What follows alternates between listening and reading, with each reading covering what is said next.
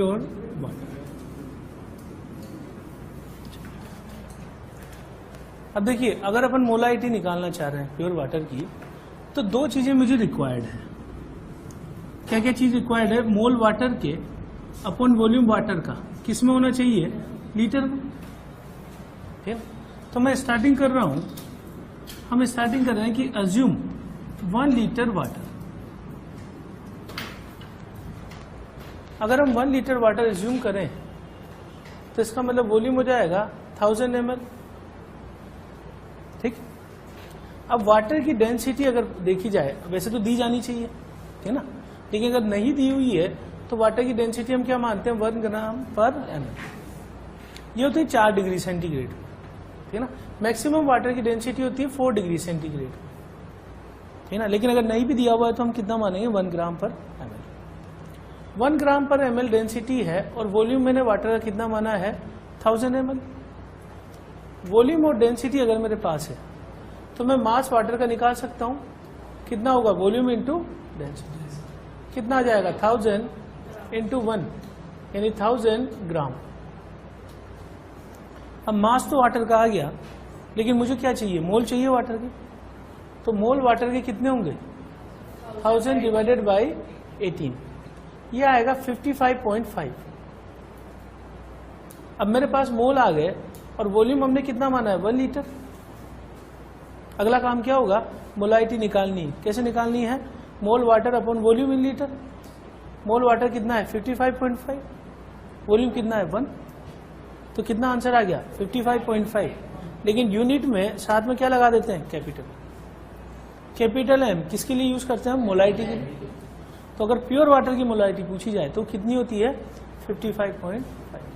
इस चीज का यूज करेंगे हम आयनिक इक्विलिब्रियम में। समझ बात है? वहां पे ये चीज काम आएगी। समझ गए कैसे किया अपन ने? अज्यूम वाटर कितना किया है? 1 लीटर। 1 लीटर यानी 1000 ml। 1000 ml is equal to 1000 gram, because density is 1। और 1000 gram upon molar mass, moles आ गए, और मोल डिवाइड बाय वॉल्यूम जो हमने एज्यूम किया है, ये मोलाइटी आ गई 55.5। नोट कर लीजिए। Volume strength of H2O2 solution. ठीक, तो सबसे पहले तो हम H2O2 सॉल्यूशन के बारे में बात करें। H2O2 सॉल्यूशन क्या होता है? इसका पूरा नाम है हाइड्रोजन पेरोक्साइड। पेरोक्साइड हम क्यों बोलते हैं इसे? क्योंकि अगर इसका स्ट्रक्चर देखा जाए, बॉन्डिंग में आएगा स्ट्रक्चर, तो इसका स्ट्रक्चर होता है इस तरीके से HH, जिसमें भी 2 ऑक्सीजन इस तरीके से जुड़े होंगे, ठीक है ना। इसको अपन पेरोक्साइड लिंकेज बोलते हैं, ठीक है ना। तो ये पड़ा होता है, इसलिए हम इसे क्या नाम देते हैं? पेरोक्साइड। ठीक, वाटर जैसा ही है वैसे तो ये, ठीक है ना, सोलवेंट का काम कर सकता है। H2O2 जो हाइड्रोजन पेरोक्साइड है, इसके लिए हम जो है इक्विवेलेंट कंसेप्ट में एक चीज पढ़ेंगे। It can act both as oxidising agent and reducing agent.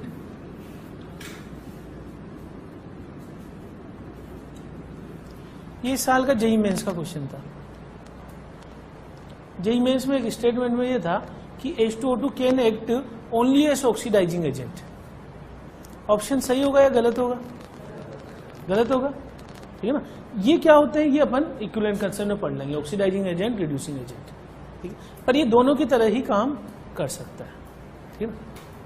अब H2O2 सॉल्यूशन जो है, इसकी क्या खासियत है कि ये सॉल्यूशन अनस्टेबल होता है। अगर हम इस सॉल्यूशन को खुला छोड़ दें तो ये वाटर में चेंज होने लग जाता है, और साथ में क्या करता है? ऑक्सीजन को रिलीज करने लग जाता है। यानी H2O2 की खासियत ये है कि if H2O2 solution is kept for long time, solution तैयार करके हम इसको काफी लंबे समय तक रख दें, तो होता यह है कि H2O2 टूटने लग जाता है। It starts decomposing and forms water plus oxygen. ये लिक्विड है, ये लिक्विड है, ये गैस है। अगर प्रोडक्ट गैस हुआ तो फिर ये यहां से बाहर निकलने लग जाएगा, तो ये ऑक्सीजन रिलीज करेगा अगर हम इस सॉल्यूशन को काफी लंबे समय तक रख दें तो। समझ गए? बैलेंस कर लूं मैं इसे तो क्या होगा, H2O2 से H2O प्लस यहां क्या आ जाएगा, हाफ O2। ये बैलेंसिंग है रिएक्शन की, चेक कर लो सारे आइटम बैलेंस है या नहीं। मैं इसको ऐसे भी लिख सकता हूं 2 से मल्टीप्लाई करके, ये भी लिख सकता हूं H2O2 से 2H2O प्लस O2, जिसमें O2 क्या है, गैस।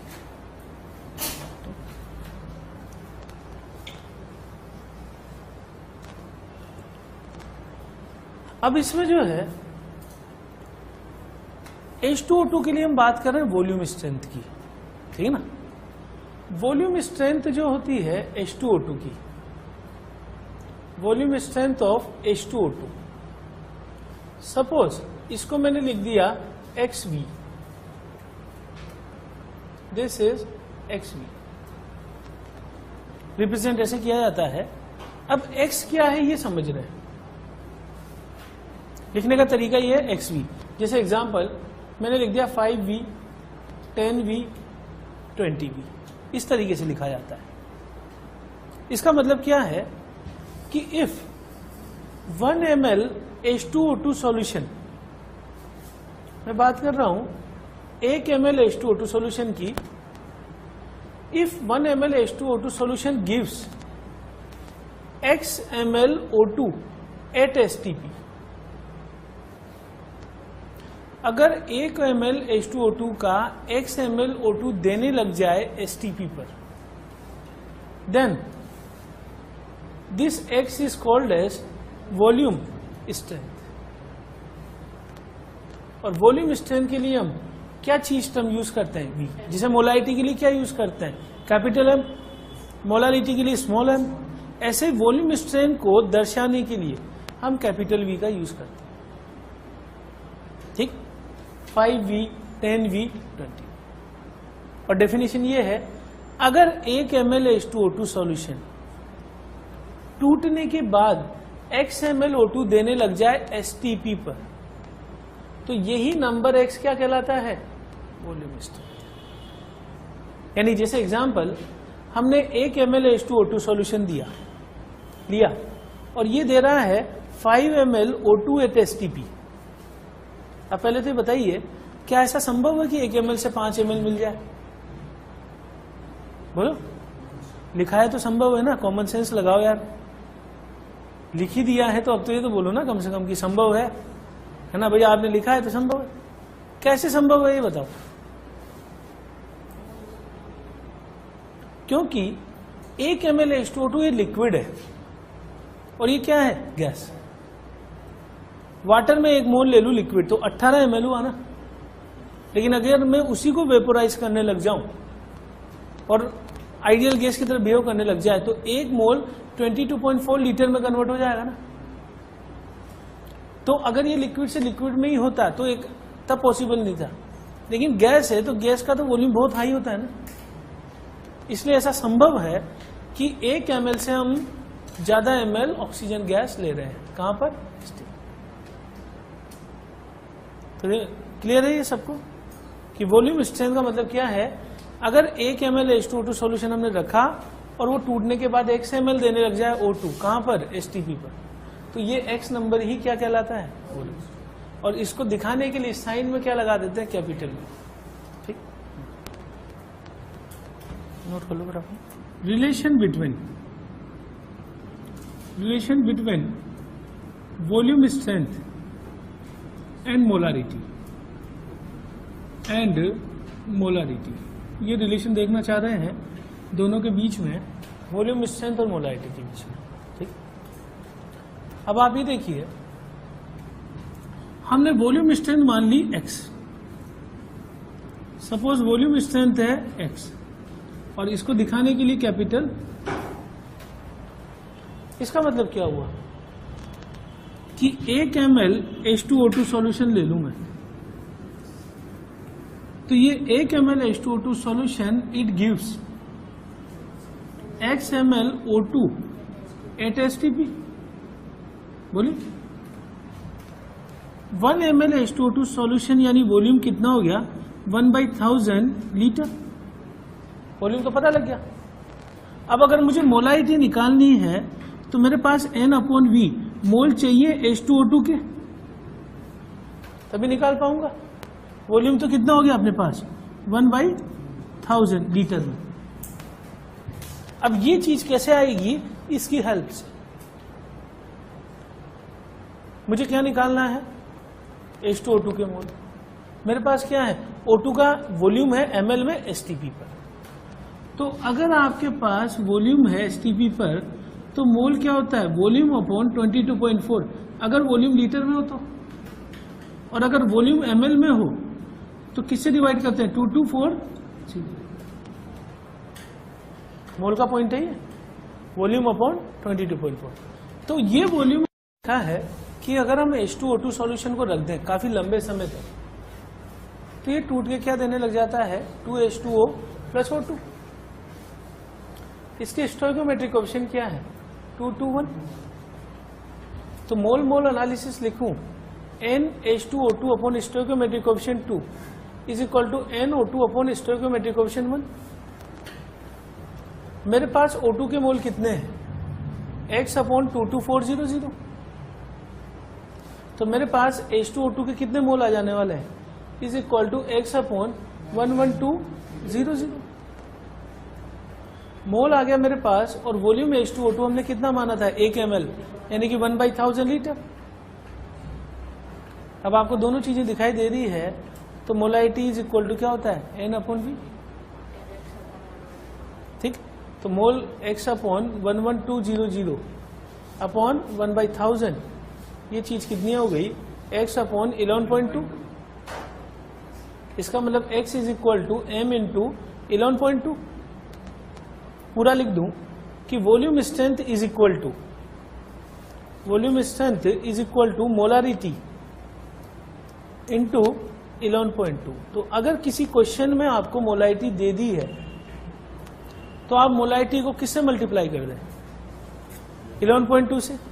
क्या चीज आ जाएगी वॉल्यूम स्ट्रेंथ। और अगर वॉल्यूम स्ट्रेंथ दे दी तो किससे डिवाइड कर दें, क्या चीज आ जाएगी मोलारिटी। एक चीज है नॉर्मलिटी जो हम बाद में पढ़ेंगे इक्विवेलेंट कंसेप्ट में, पर मैं फार्मूला उसी का अभी यही लिख रहा हूं, ठीक है ना। नॉर्मलिटी ये बाद में समझाया जाएगा आपको इंटू 5.6, इसका जस्ट आधा करके मल्टीप्लाई। तो ये अभी एक्सप्लेन नहीं कर रहा हूं मैं, अभी अपने यही काम आएगा मोलारिटी वाला काम।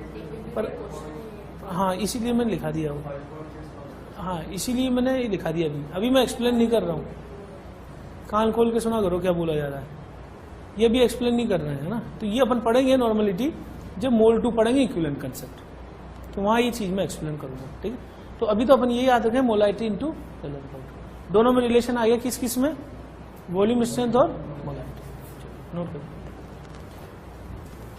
क्या पढ़ चुके हैं हम। पढ़ चुके हैं mole fraction, molarity, percent weight by volume, percent weight by weight, percent V. Concentration की जो दूसरी टर्म हम स्टडी कर रहे हैं यानी कितनी हो गई है जी, ये है स्ट्रेंथ ऑफ सॉल्यूशन।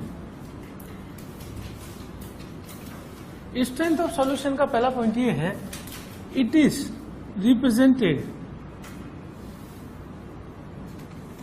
इन ग्राम पर लीटर। इसकी यूनिट क्या है ग्राम पर लीटर। मोलारिटी की यूनिट क्या है मोलारिटी, और मोलालिटी की मोलालिटी मोल पर केजी, ठीक है ना। ये है ग्राम पर लीटर। इसका फॉर्मूला ये है कि strength is equal to weight of solute in gram divided by volume of sorry यहां मैंने गलत लिख दिया, वेट ऑफ सोल्यूट नीचे आएगा वॉल्यूम ऑफ सॉल्यूशन इन, यहां क्या आ जाएगा लीटर। मोलारिटी का क्या फॉर्मूला था molarity RITI moles of solute upon volume of solution. इसमें और उसमें फर्क समझ में आ रहा है? वहां मोल थे या वेट है। जैसे मान लो एग्जाम्पल मुझे दे दिया जाए 60 ग्राम यूरिया इन 1 लीटर, ठीक है, तो हमसे पहला पार्ट पूछ लिया स्ट्रेंथ क्या होगी, या मैं इसको कर दूं इन 2 लीटर, तो स्ट्रेंथ क्या हो जाएगी 60 ग्राम अपॉन 2 लीटर, कितना आ गया 30 ग्राम पर लीटर। ये स्ट्रेंथ का मतलब है। पर लीटर जितना ग्राम पड़ा होता है सोल्यूट का वही स्ट्रेंथ कहलाती है, ठीक है ना। डेफिनेशन बोले तो डेफिनेशन ये होगी, it is equal to mass of solute in 1 litre of solution. समझ बात हो? 1 लीटर में जितना ग्राम पड़ा रहेगा वही सोल्यूट। 2 लीटर में 60 है तो 1 लीटर में कितना होगा 30। यही नंबर क्या कहलाएगा स्ट्रेंथ इन ग्राम पर लीटर। अगर हमसे यहां पूछा जाता मोलारिटी बताओ, तो मोलारिटी क्या हो जाती मोल्स डिवाइड बाय वॉल्यूम। मोल कितने होते यूरिया 60 ग्राम, तो 1 अपॉन 0.5, साइन क्या होगा कैपिटल, और यूनिट क्या होगी 0.5 मोल पर लीटर। तो मोलारिटी अपन किस में लिखते हैं और स्ट्रेंथ किस में लिखते हैं। अगर मुझे ये चीज दे दी तो इससे कन्वर्ट कर सकता हूं ना, बोलो, और इंटर कन्वर्जन इससे ये कर सकते हैं अपन, ठीक है। अब स्ट्रेंथ का एक और जो है दूसरा मोड वो देख रहे हैं,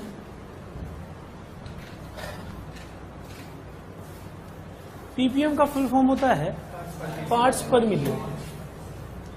मिलियन, और इसको मैं बोलूं कि पार्ट्स पर मिलियन पार्ट, पार्ट्स पर मिलियन पार्ट,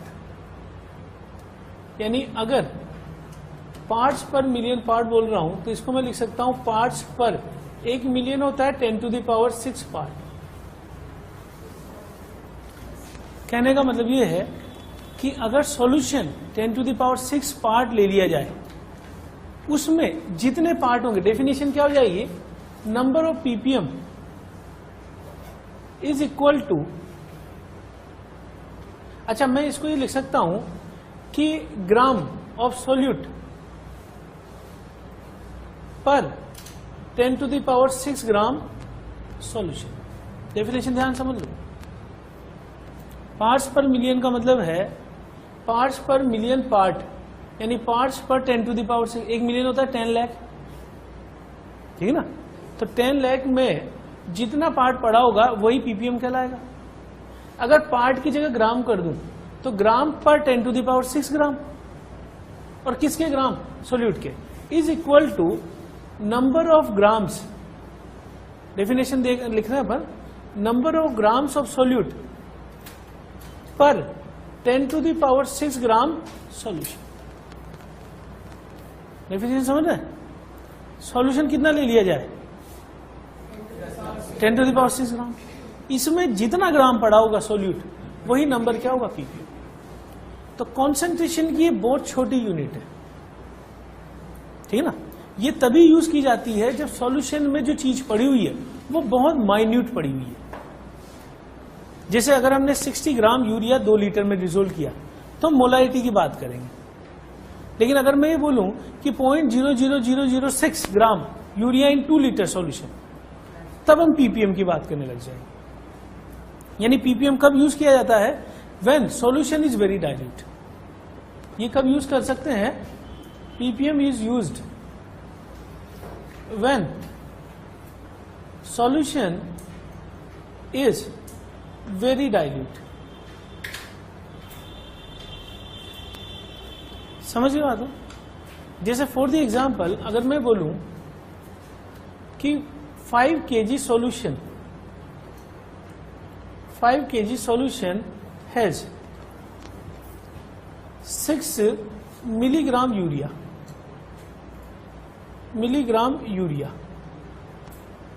हमसे पूछा है रिप्रेजेंट concentration इन पीपीएम। बताइए पीपीएम निकालने के लिए फॉर्मूला बता रहा हूं मैं, नंबर ऑफ पीपीएम। फॉर्मूला याद रखोगे आप, वेट ऑफ सॉल्यूट किस में होना चाहिए, इन ग्राम, अपॉन वेट ऑफ सॉल्यूशन, ये भी किस में लेंगे, ग्राम में, और मल्टीप्लाइड बाय 10 की पावर 6। ये दिमाग में रखो। हमने परसेंट वेट बाय वेट निकाला था, क्या फॉर्मूला था, हमने परसेंट वेट बाय वेट निकाला था, क्या फॉर्मूला था, weight of solute upon weight of solution into 100। 100 क्यों किया, क्योंकि 100 में से निकालना चाह रहे, और यहां किससे मल्टीप्लाई किया, 10। क्यों, क्योंकि कितने में से निकालना चाह रहे हैं, और दोनों किस में रखने हैं। अब मुझे बताओ कि सोल्यूट इस क्वेश्चन में कौन है, यूरिया। तो यूरिया का वेट कितना है, weight of urea is equal to 6 milligram.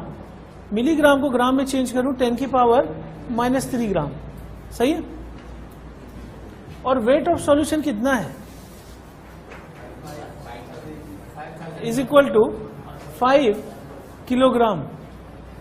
इसको नहीं दिखाई दे रहा था अभी,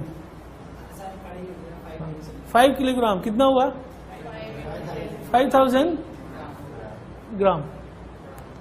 दोनों किस में चेंज कर लिए, ग्राम में। सोल्यूट ऊपर रखना है, सॉल्यूशन नीचे रखना है, मल्टीप्लाई किसे करना है, 10। तो बताइए नंबर ऑफ पीपीएम कितना हो गया, 6 इंटू 10 की पावर -3 अपॉन 5000 इंटू 10 की पावर 6। क्या आंसर आया, 6/5। यूनिट में क्या लगा देंगे, मोलारिटी में यूनिट क्या लगाते थे, कैपिटल एम। यहां यूनिट क्या लगाएंगे, ठीक। अच्छा, पीपीएम ये बोल दूं मैं तो इसका क्या मतलब समझ में आया आपको। अगर उल्टा सोचे, मान लो किसी क्वेश्चन ने मुझे दे दिया कि 3 पीपीएम यूरिया, तो इसका क्या मतलब निकालेंगे, 3 ग्राम यूरिया इन 10 की पावर 6 ग्राम। तो जब भी बहुत डाइल्यूट होगा कोई सॉल्यूशन, तब हम किसका यूज कर लेंगे, पीपीएम, ठीक है ना। अब ये परसेंटेज वेट बाय वेट जैसा ही है, लेकिन फर्क क्या है, वहां 100 था, यहाँ 10 की पावर 6। अब इंटर कन्वर्जन करेंगे, percent weight by weight into ppm, कैसे होगा वो देखते हैं।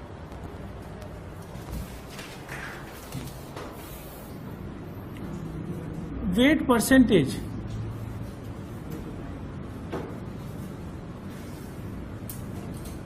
of aqueous urea solution, aqueous urea solution is 0.005%, ठीक। Calculate concentration in ppm।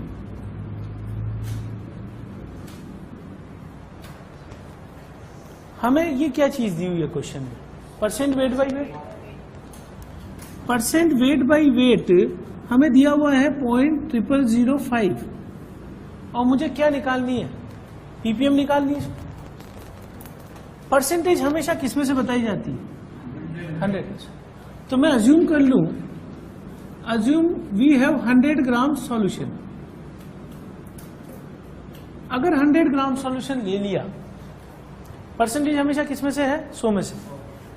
अगर 100 ग्राम सॉल्यूशन ले लिया तो उसमें यूरिया कितना निकल के आएगा, यूरिया इज इक्वल टू, बताइए इतना ही होगा, ये 100 में से ही है, 0.005 ग्राम।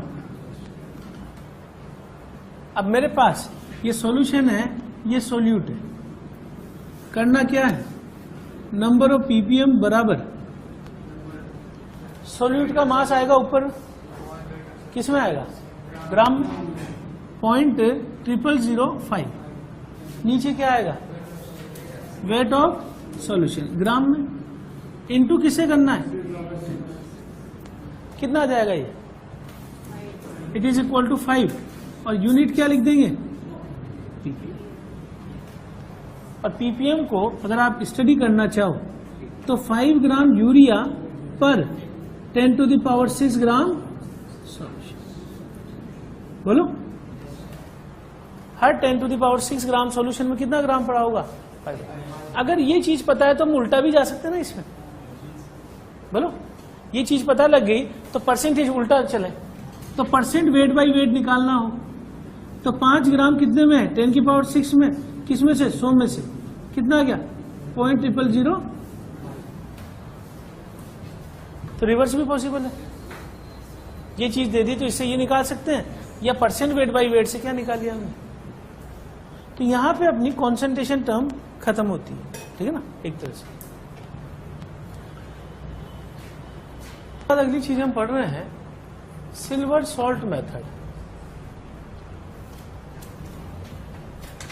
सिल्वर सॉल्ट मेथड ये क्या चीज है? It is method to know, it is method to know molecular weight, molecular weight of organic acid, organic acid। ठीक, एसिड हम किसको बोलते हैं? जो H+ दे सकता है। वो मैंने गलत बोल रहा है, हाँ, तो उल्टा नहीं बोलना है ना। एसिड वो है जो H+ दे सकते हो, है ना। तो एसिड का जैसे एग्जाम्पल मैं लिखूं, ऑलरेडी पहले भी आप लोअर क्लासेस में पढ़ चुके होंगे, HCl, H2SO4, ठीक है ना, ऑक्जेलिक एसिड H2C2O4, ये सब एसिड के एग्जाम्पल है। RCOH, कार्बोक्सिलिक एसिड, ऑर्गेनिक में आ गया होगा कार्बोक्सिलिक एसिड, ठीक है। तो एसिड के लिए एक टर्म डिसाइड होती है, बेसिसिटी। बेसिसिटी होती है number of H+ given by acid.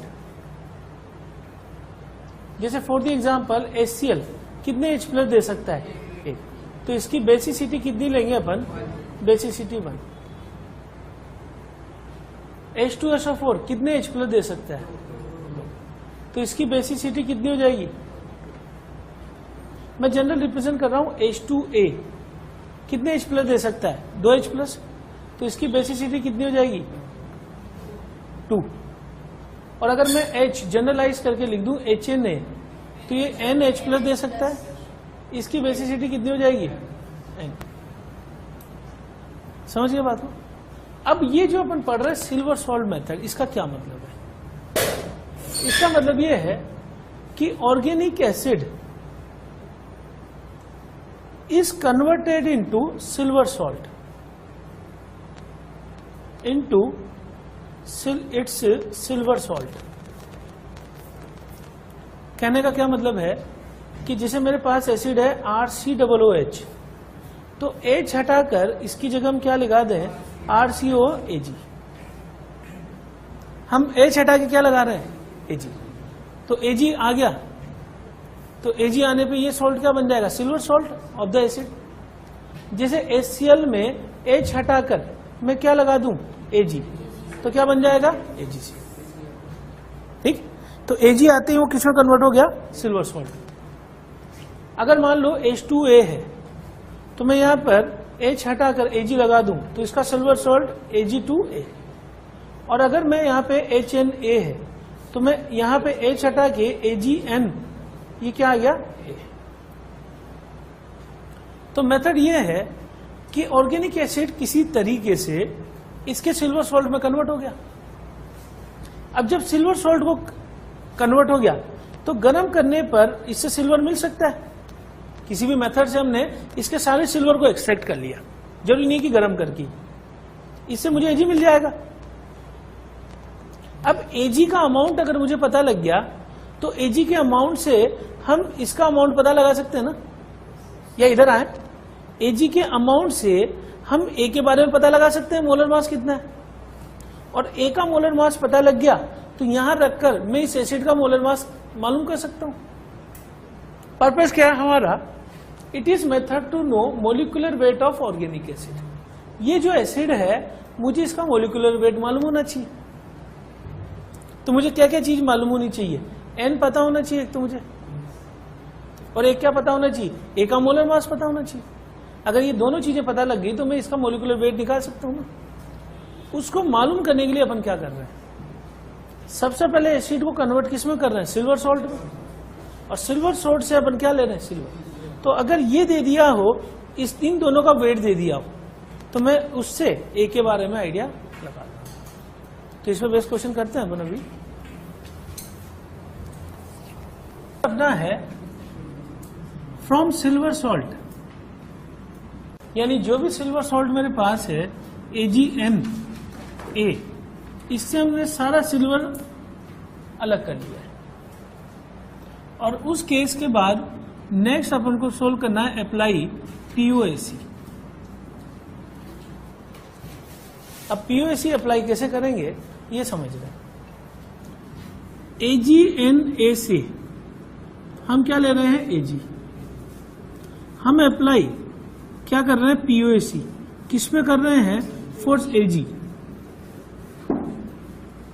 Ag पे अगर POAC लगा दिया जाए तो इसके मोल AgNA, इसमें कितने एटम्स है, N।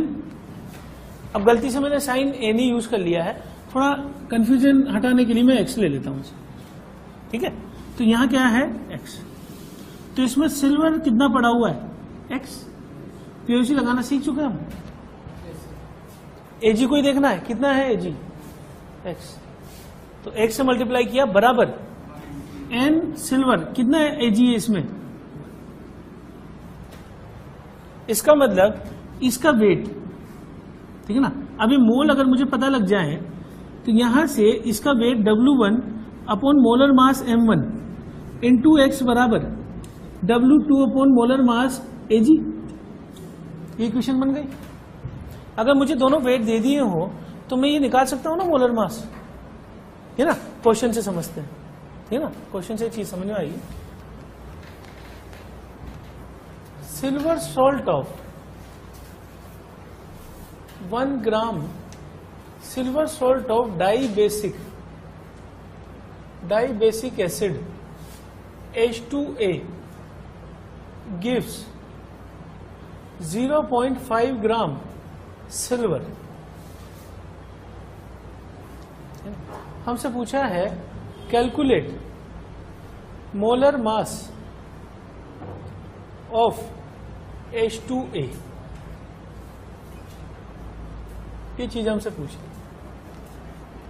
सबसे पहले तो समझो डाइबेसिक एसिड क्या होता है, जिसकी बेसिसिटी 2 हो, यानी कितने H+ दे सकता है, 2 H+। सिल्वर सॉल्ट मेथड समझ गया आप। किसी तरीके से हमने क्या बना दिया, सिल्वर सॉल्ट बना दिया, किसका, एसिड का। और फिर उस सिल्वर सॉल्ट को तोड़कर मैं क्या ले रहा हूं, सिल्वर। इससे मुझे इसके बारे में आइडिया लग जाएगा। तो सबसे पहले मैं लिखूं कि मोलर मास ऑफ H2A क्या चीज होगा, 2 × 1 plus molar mass of A। बोलो ये कैसे लिखा, 2 हाइड्रोजन है ना, हाइड्रोजन का 1 होता है। तो ये निकालने के लिए मेरे पास ये होना चाहिए ना। अब ये कैसे आएगा वो समझ रहे।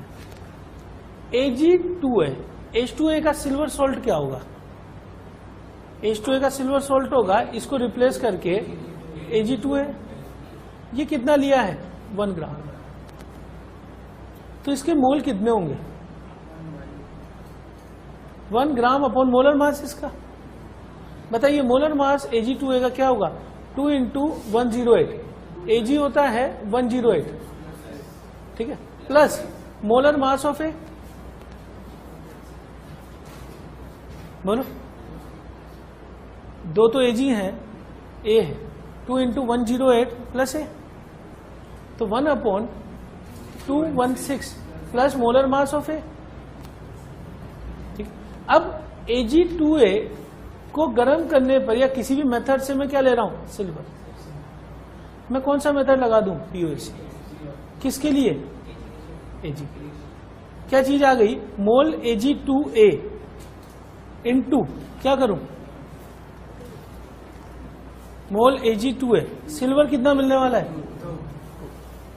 बराबर मोल Ag, सिल्वर कितना मिलने वाला है, यही है POAC। अब ये बताइए, यहां रख दूं मैं, मोल Ag2 है, कितना आ गया 1/216 प्लस MA इंटू 2 बराबर Ag के मोल कितने होंगे? सिल्वर के मोल होंगे 0.5 ग्राम अपॉन मोलर मास 108 इंटू 1। अननोन क्या बचा? MA क्या है? मोलर मास ऑफ ए। इस मोलर मास ए को उठा के कहां रख दूं? क्या चीज आ जाएगी? Molar mass of H2। बताइए MA कितना आएगा सोल्व करके? MA सोल्व करके बता दीजिए। MA is equal to